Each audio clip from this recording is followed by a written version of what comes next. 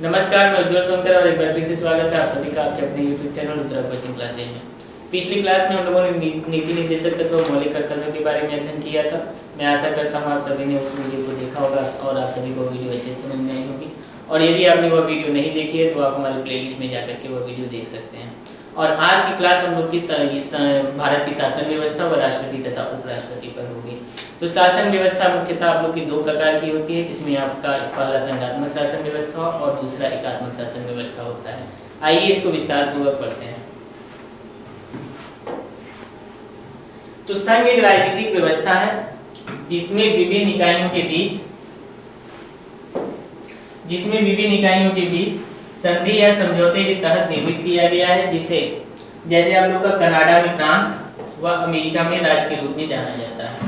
तो संघ जो आप लोग का है वो एक राजनीतिक व्यवस्था है और इसको जो जिस प्रकार से विभिन्न इकाइयां, विभिन्न प्रांत या विभिन्न राज्य होते हैं उनको एक रूप या एक साथ ले आकर के जो एकीकृत करके एक रूप बड़ा स्ट्रक्चर बनाया जाता है, बड़ा ढांचा जैसे एक देश का निर्माण होता है, उसको आप लोग को संघात्मक व्यवस्था के रूप में जाना जाता है।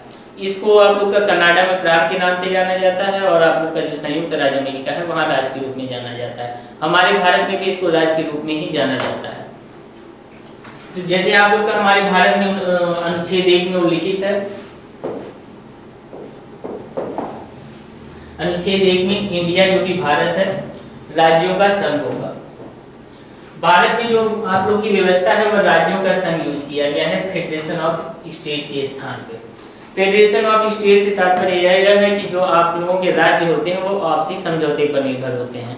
यह आप लोग का मुख्यतः अमेरिका के संविधान में देखा जा सकता है, क्योंकि अमेरिका में जो राज्य हैं वो फेडरेशन ऑफ स्टेट यानी कि राज्यों के समझौते के आधार पर ही निर्माण किया गया है। राज्य जो संयुक्त राष्ट्र अमेरिका है, यूनाइटेड स्टेट ऑफ अमेरिका, उसका नाम ही इसी तर्ज पे रख दिया गया है, क्योंकि वो वहाँ के जो राज्य हैं या जो प्रांत हैं वो आपसी समझौते के आधार पर ही दिए गए हैं। इस कारण वहाँ पे आप लोग की दोहरी नागरिकता भी देखने के लिए देखी जा सकती है और आप लोग का दोहरा संविधान भी देखने को मिल सकता है। किंतु हमारे भारत देश में ऐसा नहीं है। हमारे भारत देश में आप लोग को एक ही नागरिकता और एक ही संविधान देखने को मिलेगा। राज्यों के संघ जो कि फेडरेशन ऑफ स्टेट के स्थान पर प्राथमिकता दी गई है, इंगित करता है कि भारत संघ राज्यों के बीच एक समझौते का परिणाम नहीं है। राज्यों का संघ अलग होने का अधिकार नहीं रखता है। यहाँ दिया गया जैसे आप लोग का अमेरिका है, अमेरिका के संविधान में मतलब अमेरिका में इस प्रकार का वर्णन है कि वहाँ के जो राज्य है वो वहाँ से अलग हो सकते हैं, क्योंकि वो आपसी समझौते पर निर्भर है। यदि उन्हें अच्छा नहीं लगा तो वो चाहे तो एक से अलग हो सकते हैं, किंतु भारत में ऐसा किसी भी प्रकार का उल्लेख नहीं किया गया। इसको नीचे समझा जा सकता है कि जो भारतीय संविधान है वह नस्वर राज्यों का अनस्वर संघ है, अर्थात यहाँ पे जो आप लोग के राज्य हैं उनका विघटन मतलब उनको 1 से 2 राज्य में बांटा जा सकता है, जो कि आप लोग का अनुच्छेद 2-3 में देखा जा सकता है कि इनके राज्यों, सीमाओं और नामों में परिवर्तन किया जा सकता है और एक राज्य से 2 राज्य बनाए जा सकते हैं या 2 से 1 बनाया जा सकता है। किंतु अमेरिकी संविधान में ऐसा कुछ नहीं है, वहाँ अनस्वर राज्यों का अनस्वर संघ है। आपका अमेरिकी संविधान अनस्वर राज्यों का अनस्वर संघ है। इससे तात्पर्य यह है कि वहाँ जिस प्रकार से आप लोग का संघ अलग नहीं हो सकता है, मतलब संघ को 2 भागों में नहीं बांटा जा सकता, उसी प्रकार से किसी राज्य को भी 2 भागों में नहीं बांटा जा सकता। वहाँ का राज्य जो है वो अपने आप में भी संप्रभु होते हैं।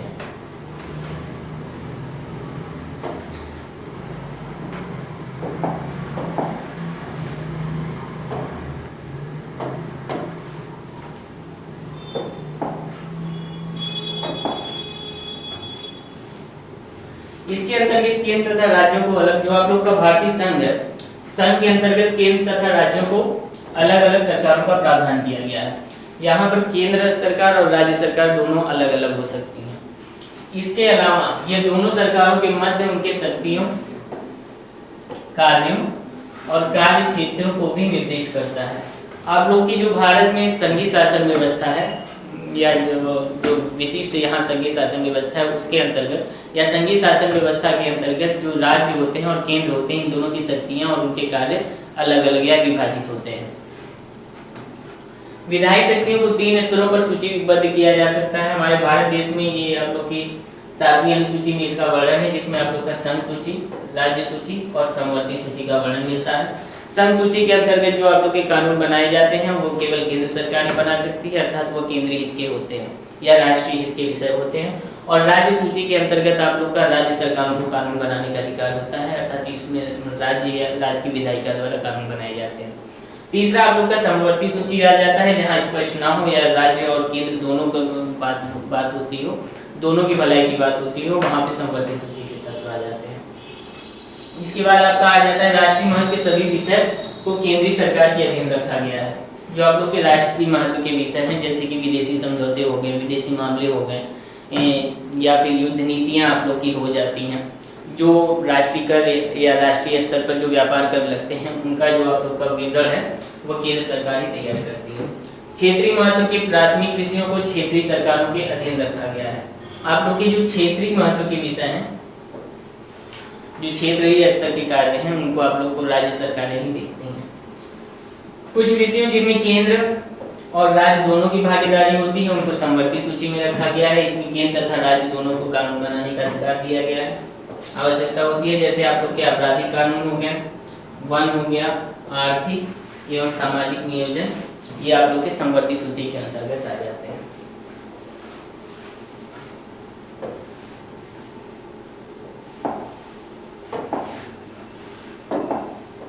इसके बाद अगला आ जाता है एकात्मक सरकार तथा संघात्मक सरकार की विशेषताएं। तो आइए इसकी विशेषताओं को देख लेते हैं कि एकात्मक सरकार और संघात्मक सरकार आखिर होते क्या हैं और इनकी क्या विशिष्टताएं हैं। तो एकात्मक सरकार आप लोगों का एकल शासन प्रणाली है। एकल शासन प्रणाली, राष्ट्रीय सरकार क्षेत्रीय सरकारों का भी गठन कर सकती है। इसके अंतर्गत जो है आप लोग का एक सरकार होती है, वही सरकार क्षेत्रीय सरकारों का भी गठन कर सकती है, उनके लिए कानून बना सकती है, उनके लिए नियमित कर सकती है। उनका जो संविधान है आप लोग का एक ही होगा और उसी संविधान के आधार पर राज्य भी चलेंगे और वो भी चलेंगे। एकल नागरिकता भी होगी आपकी, और मतलब हर प्रकार से जो आपका केंद्र का प्रभुत्व होगा। राष्ट्रीय सरकार एक सरकार होगी और उसी के तर्ज पे आप लोग के सभी राज्य चलाए जाएंगे। और दूसरा आ जाता है आप लोगों का संघात्मक सरकार। संघात्मक सरकार जो कि आप लोग का मुख्यतः अमेरिका में देखा जा सकता है। क्यों? क्योंकि अमेरिका में कठोर रूप में इसका पालन किया जाता है। इसके तहत भारतीय संविधान अनूठे सुरक्षा उपायों के साथ मुख्यतः संघीय है, ताकि राष्ट्रीय एकता व विकास को सुदृढ़ किया जा सके। अगर भारत की स्थिति के आधार पर देखें तो भारत में है यह मुख्यतः संघीय अनूठे सुरक्षा उपायों के साथ। यहाँ भी कुछ विशिष्टताएं दी गई हैं, क्योंकि संघात्मक होते हुए भी भारत में एकात्मक के गुण नजर आते हैं। भारत में शासन व्यवस्था आप लोगों की जरूर संघात्मक है, किंतु यहाँ पे एकात्मक के कई सारे गुण नजर आते हैं। जैसे आप लोग आपातकाल की परिस्थितियों में भी देख सकते हैं कि टोटल जो है नियंत्रण आप लोगों का केंद्र के पास चला जाता है। उसके अलावा भी आप लोग के जो कई सारे केंद्र के अधीन आते हैं, जैसे राष्ट्रीय महत्व के जो आप लोगों के कानून होते हैं वो सारे आप लोगों को केंद्र सरकार के अधीन आती हैं। यहाँ भी अनुसूचियाँ भी मतलब आप सूचियाँ देख सकते हैं कि यहाँ पे केंद्र सूची जो आपकी होती है, फिर राज्य सूची और समवर्ती सूची, उसमें केंद्र के लिए अलग सूची है। इस प्रकार से यहाँ पे एकात्मक शासन व्यवस्था नजर आती है। और भारतीय संविधान कठोर संघीय स्वरूप को स्वीकार नहीं करता है, वरन यह समय और परिस्थितियों के अनुसार एकात्मक और संघीय हो सकता है। डॉक्टर भीमराव अम्बेडकर साहब ने इस बात का उल्लेख किया था कि भारतीय संविधान जो है वो संघीय स्वरूप को स्वीकार नहीं करता है, अर्थात यह पूर्ण रूप से जिस प्रकार आप लोग का अमेरिका में कठोर संघीय स्वरूप है उसको स्वीकार नहीं करता है, बल्कि समय और परिस्थितियों को ध्यान में रखते हुए एकात्मक और संघात्मक शासन व्यवस्था डिसाइड करता है कि क्या मतलब इस समय किस प्रकार के कानून मतलब किस प्रकार की परिस्थितियां बन रही हैं और किस प्रकार का कानून लागू करना चाहिए। इसका विशेषता उल्लेख आप लोग का राष्ट्रपति शासन के दौरान भी देख सकते हैं कि जब परिस्थितियां अनुकूल नहीं होती हैं तो आप लोग को सीधे तौर पे सारी सत्ता मतलब सारी ताकत विधायी में चाहे जो हो वो सब कुछ आप लोग को केंद्र सरकार के हाथ में चली जाती है, और केंद्र सरकार ही यह निश्चय करती है कि इसको आगे बढ़ाया जाए या ना बढ़ाया जाए। और केंद्र सरकार ही सारे कानून बनाती है, और पूर्ण नियंत्रण जब तक राष्ट्रीय आपात या कोई ऐसी परिस्थितियाँ विपरीत बनी रहती हैं तब तक पूर्ण नियंत्रण आप लोगों का केंद्र सरकार के पास ही होता है।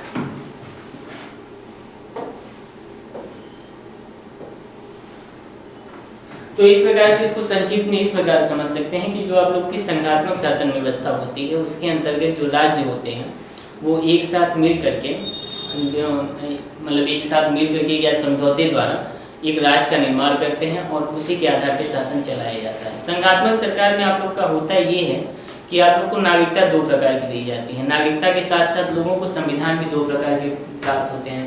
इसका मुख्य आप लोग को उदाहरण के रूप में आप अमेरिका के संविधान को देख सकते हैं।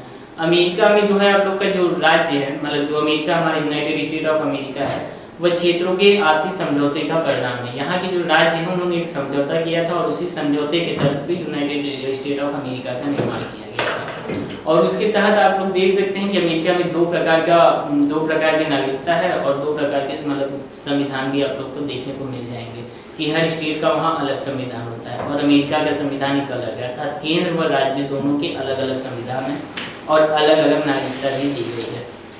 इसके साथ साथ वह अनश्वर राज्यों का अनश्वर संघ है, अर्थात वहाँ पे जो राज्य हैं उनको भी बिगाड़ा नहीं जा सकता है। स्टेट मतलब आप लोग को जो सेंट्रल गवर्नमेंट है, केंद्र सरकार है या अमेरिका की जो राष्ट्रीय सरकार है, उसके पास ये शक्ति नहीं है कि वह केंद्र मतलब राज्य सरकारों को हिला सके या राज्य की सीमाओं को परिवर्तित कर सके। किंतु भारत जो है आप लोगों का वो संघात्मक व एकात्मक दोनों आप लोग की व्यवस्था का गुण लिए हुए हैं।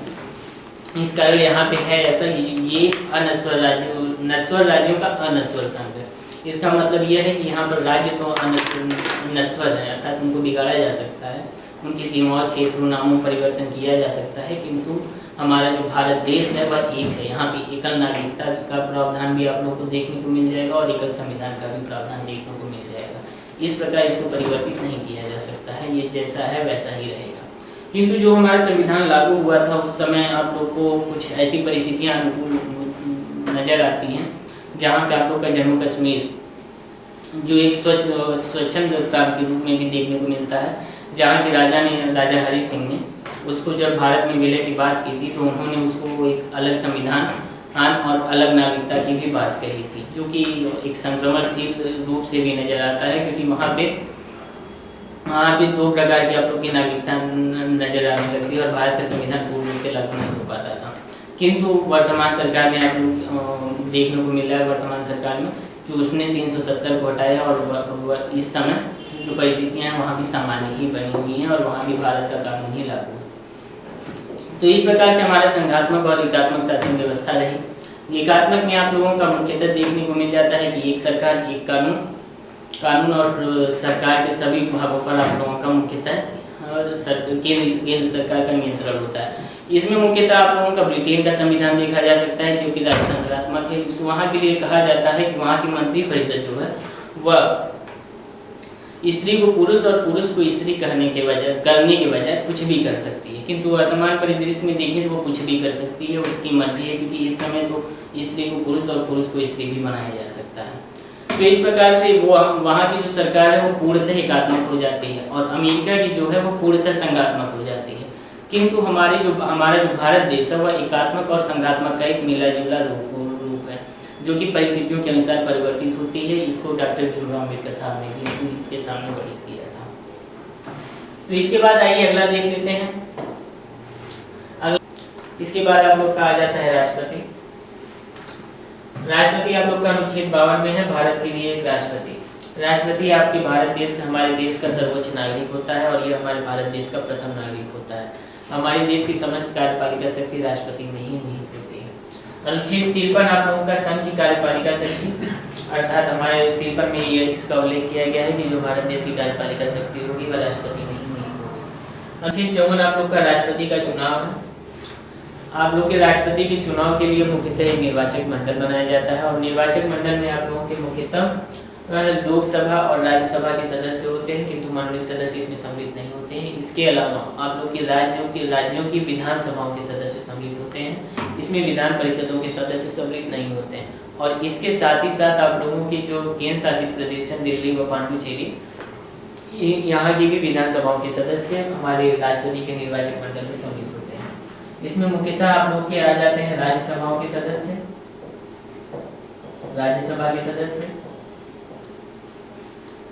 फिर आ जाते हैं आप लोग की लोकसभा के सदस्य,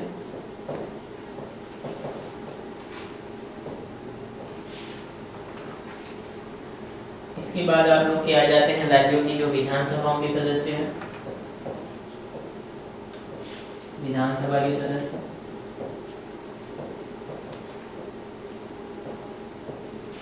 इसके साथ साथ आपके केंद्र शासित प्रदेशों के जो विधानसभाओं के सदस्य हैं उनको भी इसमें सम्मिलित किया जाता है। केंद्र शासित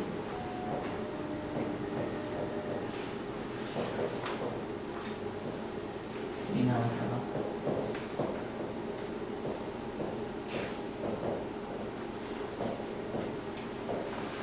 इस प्रकार से हमारे राष्ट्रपति के निर्वाचक मंडल का गठन किया जाता है। इसमें आप लोग के मुख्यतः जो आप लोग के केंद्र के मनोनीत सदस्य हैं उनको इससे बाहर रखा जाता है। इसके साथ साथ आप लोगों के जो 6 राज्यों में विधान परिषद है उनके सदस्यों को भी इससे बाहर रखा जाता है। इसमें मुख्यतः राज्यसभा, लोकसभा और विधानसभाओं के सदस्य, उसके साथ साथ केंद्र शासित प्रदेशों की विधानसभाओं के सदस्यों को सम्मिलित किया जाता है।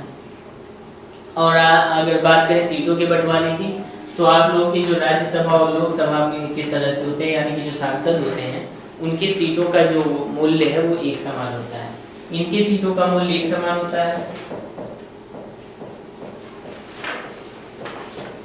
सीटों का मूल्य समान होता है।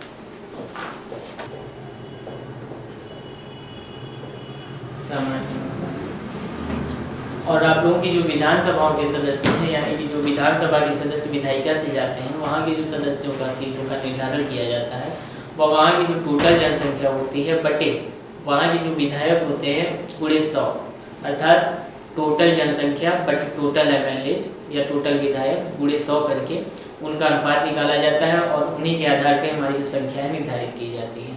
इसके बाद आप लोग का जो केंद्र शासित प्रदेश है इसका भी सेम प्रकार से निर्धारण किया जाता है।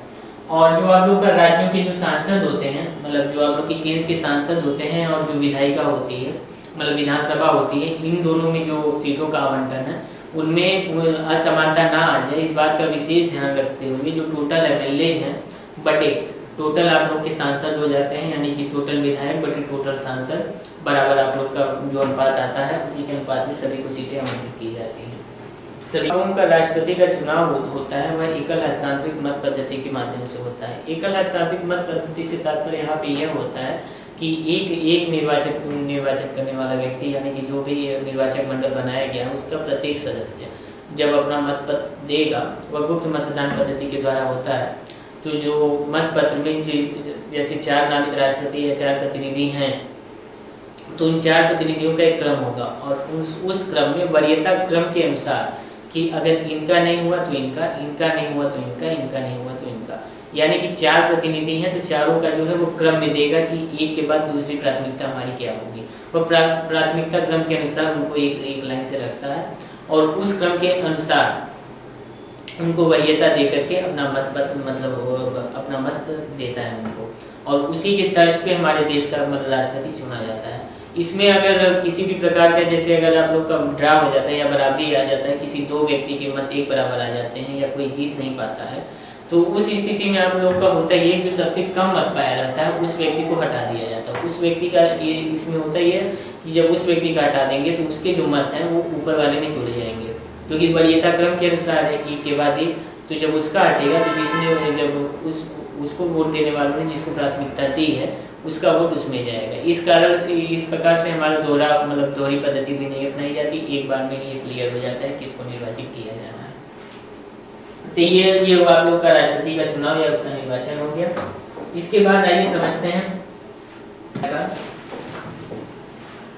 तो कार्यकाल के तौर पर हम लोग देख सकते हैं कि हमारे देश में जो राष्ट्रपति का कार्यकाल है वह 5 वर्ष निश्चित किया गया है और हमारे देश का राष्ट्रपति जितनी बार चाहे वह राष्ट्रपति पद के लिए खड़ा हो सकता है, यानी कि जितनी बार चाहे वह चुनाव लड़ सकता है और इसका कार्यकाल मुख्यतः 5 वर्ष का होता है और 5 वर्ष पूर्व होने से 5 वर्ष होने से पहले भी अपना त्यागपत्र दे सकता है।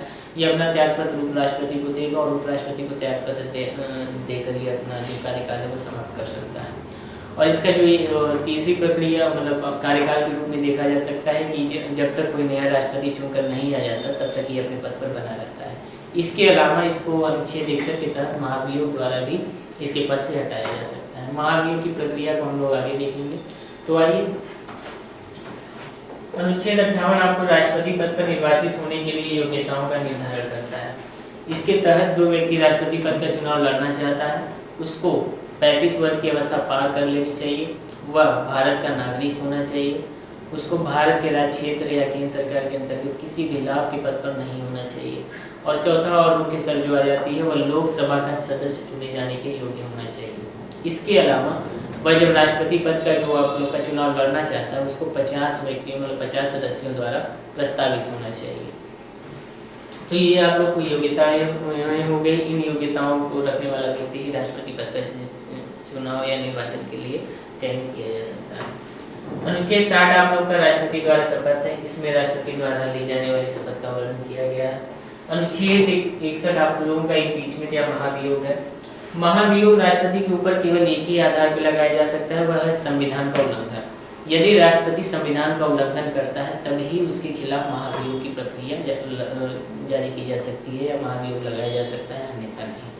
और महाभियोग के लिए जो आप लोग के प्रावधान है वो मुख्यतः इस प्रकार है कि जैसे आप लोग का जो 14 दिन पूर्व आप लोग को राष्ट्रपति को यह सूचना दी जानी चाहिए कि आपके खिलाफ महाभियोग लगाया जा रहा है।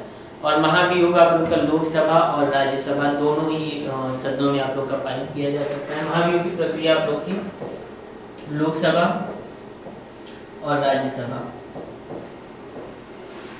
दोनों ही जगहों पर इसकी प्रक्रिया को मतलब लगाया जा सकता है। इसमें महाभियोग लगाने के लिए मुख्यतः 1/4 सदस्य जो हैं इसके लिए प्रस्तावित होने चाहिए, अर्थात 1/4 सदस्यों द्वारा समर्थन किया जाना चाहिए कि इनके खिलाफ महाभियोग लगाया जा रहा है।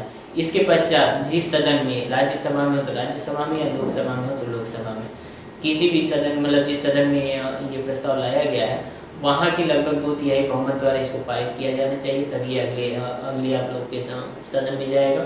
और उस सदन द्वारा भी जब 2/3 बहुमत से इसको पारित कर दिया जाएगा तो उसके पश्चात राष्ट्रपति पर महाभियोग पूर्ण होगा और राष्ट्रपति को त्यागपत्र देना होगा।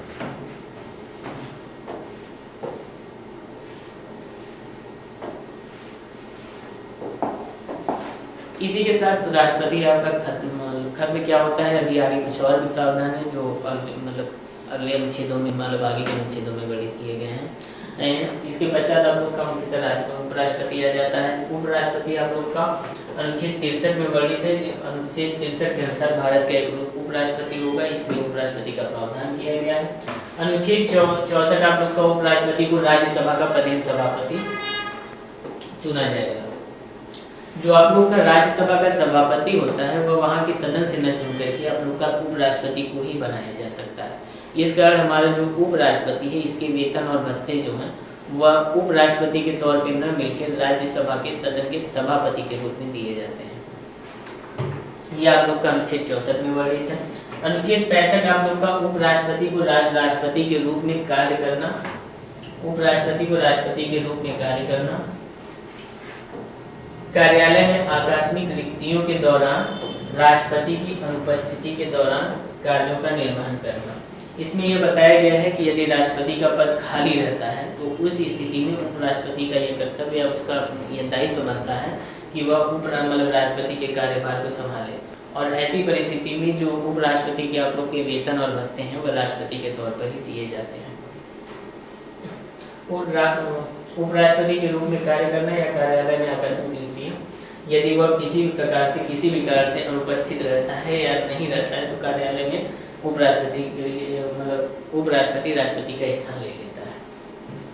अनुच्छेद 66 आप लोग का है उपराष्ट्रपति का चुनाव। उपराष्ट्रपति के चुनाव के लिए भी एक निर्वाचक मंडल होता है। इस निर्वाचक मंडल में आपके मुख्यतः 2 ही सदन होते हैं, एक राज्यसभा के होते हैं, एक लोकसभा के होते हैं। इसमें विधानसभाओं या मतलब राज्य की विधानसभाओं या विधानमंडलों का कोई भी सदस्य सम्मिलित नहीं होता है। इसमें मुख्यतः आप लोग की केंद्र सरकार जो संसद है, संसद में जो आप लोग की लोकसभा और राज्यसभा है यही के सदस्य इसमें सम्मिलित होते हैं। इसमें आप लोग के मनोनीत सदस्य भी सम्मिलित होते हैं। राष्ट्रपति के चुनाव में आप लोग के मनोनीत सदस्य सम्मिलित नहीं होते हैं, किंतु उपराष्ट्रपति के चुनाव में मनोनीत के साथ साथ निर्वाचित के साथ साथ मनोनीत सदस्य भी सम्मिलित होते हैं। इसकी प्रक्रिया भी सेम उसी प्रकार है जिस प्रकार आप लोग के राष्ट्रपति की है। अनुच्छेद 67 आप लोग का उपराष्ट्रपति का कार्यकाल है। उपराष्ट्रपति का कार्यकाल भी आपके राष्ट्रपति के कार्यकाल की भांति ही 5 वर्ष का होता है और ये अपना त्यागपत्र राष्ट्रपति को दे सकता है। ये राष्ट्रपति को संबोधित त्यागपत्र के द्वारा अपना त्यागपत्र निश्चित करता है। इसके अलावा इसको जो हटाने की प्रक्रिया है वो मुख्यतः जो है आप लोग की राज्यसभा में लाई जाती है। राज्यसभा में इसलिए लाई जाती है क्योंकि यह राज्यसभा का प्रदेश सभापति होता है।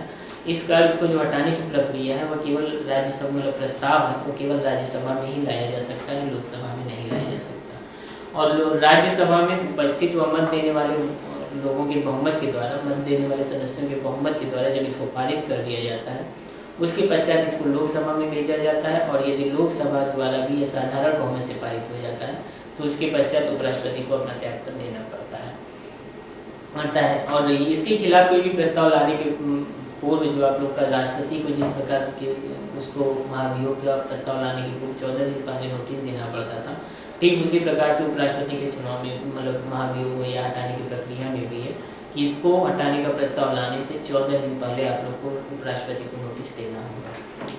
इसके पश्चात 69 आप लोग का उपराष्ट्रपति द्वारा शपथ है। उपराष्ट्रपति की शपथ आप लोग का अनुच्छेद 69 में वर्णित है।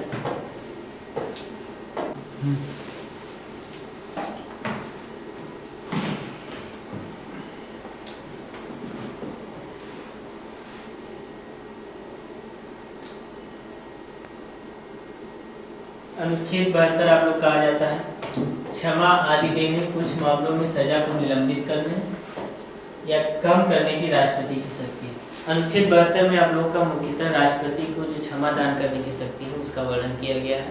राष्ट्रपति की क्षमा दान शक्ति के अंतर्गत मुख्यतः 5 प्रकार की क्षमा दान शक्तियाँ राष्ट्रपति को प्राप्त हैं, जिसमें क्षमा, लघुकरण, आप लोग का विराम, प्रविलंबन और अपरिहार है।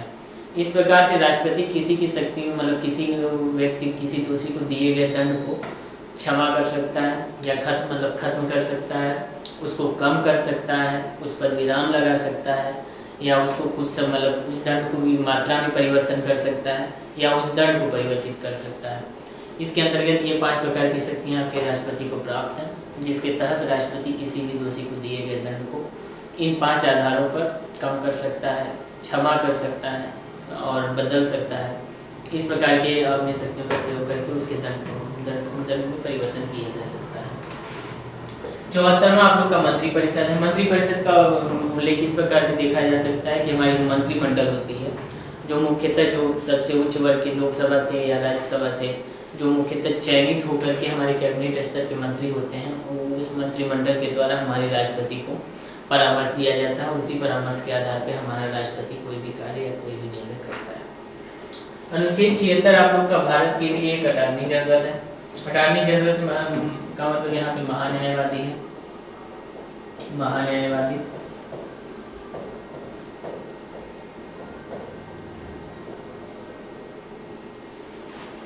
महान्यायवादी आप लोग के राष्ट्रपति की तर्ज पर ही अपना पद ग्रहण करता है, यानी कि राष्ट्रपति ही इसकी नियुक्ति करता है और राष्ट्रपति के द्वारा ही इसको पद से हटाया जा सकता है। और इसके लिए जो योग्यताएं निर्धारित की गई हैं वो जो आप लोग का सुप्रीम कोर्ट या उच्चतम न्यायालय के जो मुख्य न्यायाधीश होते हैं उसके समान इसकी योग्यताएं होनी चाहिए। अर्थात उसको उच्चतम न्यायालय का मुख्य न्यायाधीश चुनने के लिए जो योग्यताएं होनी चाहिए वही योग्यताएं इसके लिए भी होनी चाहिए। इसका जो आप लोग के वेतन और भत्ते हैं वो अभी राष्ट्रपति द्वारा ही निर्धारित किया जाता है। इसके अलावा ये अपने कार्य पर तब तक बना रहेगा जब तक राष्ट्रपति चाहेगा। इसके साथ साथ आप लोग का जो इसका जो कार्य है वो अनुच्छेद 143 के तहत जो परामर्श दात्री संस्था है, जब राष्ट्रपति को उच्चतम न्यायालय से परामर्श की जरूरत पड़ती है तो राष्ट्रपति के स्थान पर यही वहाँ पर उपस्थित होकर के निर्णय करता है। इसके अलावा ये भारत हमारे पूरे देश के अंतर्गत जो केंद्र सरकार या राष्ट्रपति के केंद्र सरकार के जो सभी वाद या विवाद जो भी होते हैं उसके लिए यह मुकदमा लड़ता है। अनुच्छेद 111 आप लोग का राष्ट्रपति को वीटो शक्ति है। वीटो शक्ति आप लोग को राष्ट्रपति को मुख्यतः 3 प्रकार के हमारे वीटो प्राप्त हैं। इसके अंतर्गत यदि कोई विधेयक जैसे आप लोग का संसद हमारी संसद में 3 प्रकार के आप लोग किया जाते हैं का पहला आप लोग का लोकसभा है, दूसरा राज्यसभा है, तीसरा राष्ट्रपति है। इस प्रकार से 3 लोगों से बनकर के हमारे संसद तैयार होती है। तो संसद में जब कोई भी विधेयक या बिल जो होता है वो राज्यसभा और लोकसभा से पारित हो जाता है, उसके पश्चात ये राष्ट्रपति के पास जाता है। तो राष्ट्रपति को यह अधिकार होता है, अनुच्छेद 111 के तहत यह अधिकार दिया गया है कि वह या तो वीटो को रोक दे, विधेयक को रोक दे या उसको निलंबित कर दे या अपने पास रख ले। ठीक है, इन तीनों आधारों पर ही राष्ट्रपति को 3 प्रकार की शक्तियाँ 3 प्रकार की वीटो प्राप्त है, जिसमें आप लोग का एक निलंबन हो जाता है, दूसरा आप लोग का आत्यांतिक वीटो है और तीसरा आप लोग का पॉकेट वीटो है। इन तीनों शक्तियों का प्रयोग करके राष्ट्रपति किसी भी विधेयक को रोक सकता है। वीटो के अंतर्गत यदि कोई विधेयक राष्ट्रपति चाहे तो अपने पास अनिश्चित काल के लिए रख सकता है।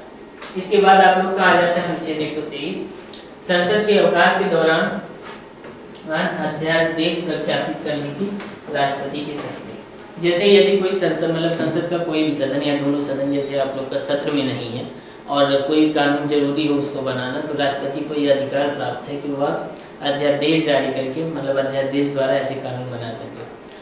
और ऐसे कानून जो कि राष्ट्रपति संसद के सत्र में न रहने पर बनाएगा, उसको संसद जब हमारा मतलब सत्र में आ जाएगा तो मैक्सिमम आप लोग का 6 सप्ताह के अंतर्गत उसको पारित करना होगा, नहीं तो उसको मतलब अमान्य घोषित कर दिया जाएगा। इसके बाद अगला आ जाता है आप लोग का अनुच्छेद 143। अनुच्छेद 143 में आप लोग का सर्वोच्च न्यायालय है। सर्वोच्च न्यायालय से आप लोग को परामर्श करने की राष्ट्रपति की शक्ति है। इसके तहत यदि हमारे राष्ट्रपति को लगता है कि कोई कार्य मतलब कोई विधि या कोई कार्य जो है आप लोग का सर्वहित का है, मतलब जनता के हित का है, या उससे बहुत बड़े तथ्य को कोई लाभ या हानि होती है, तो उसके लिए वह हमारे सर्वोच्च न्यायालय से परामर्श कर सकता है। और जो सर्वोच्च न्यायालय द्वारा दिया गया परामर्श है वह राष्ट्रपति के लिए बाध्यकारी नहीं होगा। राष्ट्रपति यदि चाहे तो उसको मान सकता है और यदि चाहे तो वह नहीं भी मान सकता है। यह राष्ट्रपति की बुद्धि पर मतलब विवेक पर निर्भर करता है। तो इस प्रकार से हमारी आज की क्लास में जो हम लोगों ने संघ के स्वरूप राष्ट्रपति और उपराष्ट्रपति, उनकी शक्तियों, उनके चुनाव, उनके कार्य और उनकी जो हटाने की विधियाँ हैं, महाभियोग आदि को हमने आज विस्तार पूर्वक पढ़ा है। तो इस प्रकार हमारी आज की क्लास यहीं समाप्त होती है। यदि आप लोग को वीडियो अच्छी लगी हो तो लाइक कीजिए, कमेंट कीजिए, और यदि आप लोगों ने हमारी पिछली क्लास अभी तक नहीं देखी है तो आप हमारे प्लेलिस्ट में जाकर के देख सकते हैं। और अगर आप लोग के मन में किसी भी प्रकार का कोई प्रश्न हो तो आप नीचे कमेंट बॉक्स में हमसे पूछ सकते हैं। धन्यवाद।